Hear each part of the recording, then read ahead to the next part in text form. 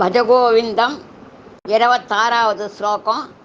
మేధాతిథి ఉవాచ త్వయి మయి సర్వత్రైకో విష్ణుః వ్యర్థం కుప్యసి మయ్య సహిష్ణుః సర్వస్మిన్నభిపశ్యాత్మానం సర్వత్రోత్థృత భేదజ్ఞాனம் భజ గోవిందం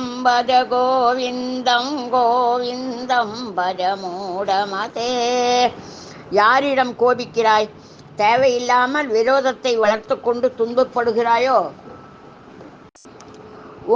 உயிர்கள் அனைத்தும் நம் கோவிந்தன் வசிக்கும் ஆலயம் அல்லவா? அவரே அனைத்து சரீரத்திலும் இருக்கிறார். நமது ஆத்மாவும் அவரே. உன் உயிரும் நீ சண்டையிடும் தம்பியின் உயிரும் ஒன்றல்லவா? இவ்விதமான உறுதி ஏற்பட்டு வேற்றுமை நீங்கிவிட்டால் எங்கும் தன் ஆத்மாவையே பார்க்கிற குணம் மேலோங்கும். அவனிடம் கோபம், பொறாமை முதலிய கொடிய தோஷங்கள் அணுகாது.